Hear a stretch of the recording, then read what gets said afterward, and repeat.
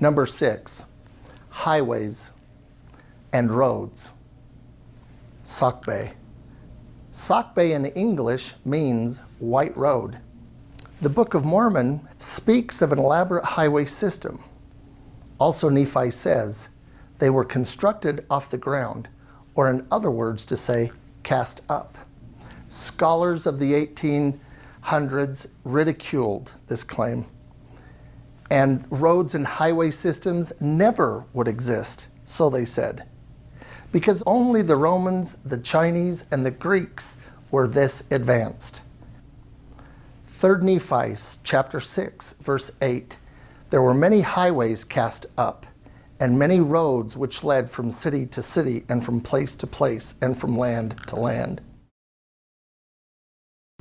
As you can see, you had to have these roads. They were cast up off the ground. They weren't just level with the road, they were cast up, just as Nephi said. So not only do you see that the roads were there and are there, they were also cast up. Today, all scholars completely agree. They did indeed have roads and highway systems throughout this pre-Columbian world. Joseph Smith, as the translator of the Book of Mormon, in 1830, could not have known about this elaborate highway system any more than you or I know about life on another planet.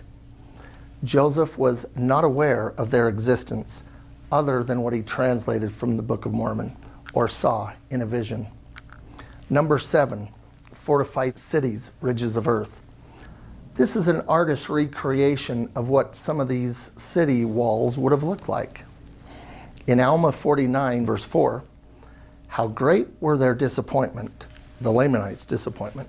For behold, the Nephites had dug up a ridge of earth round about them, which was so high that the Lamanites could not cast their stones or their arrows at them, that they might not take effect. Neither could they come upon them, save it were by the place of their entrance. Rupert and Dennison in 1934 said that these massive defensive fortifications were erected around 600 BC. That's perfect Book of Mormon time frame. From an aerial photo of Pecan, they showed these massive walled fortified cities of Pecan. At El Mirador, at La Donta, these are conserved walls of early architecture. At the bottom of this photo, you can see there's a man. That just gives you the size of the scale of these massive walled fortified cities. Look at the size going up, and they could not cast their stones or arrows at them that they might not take effect.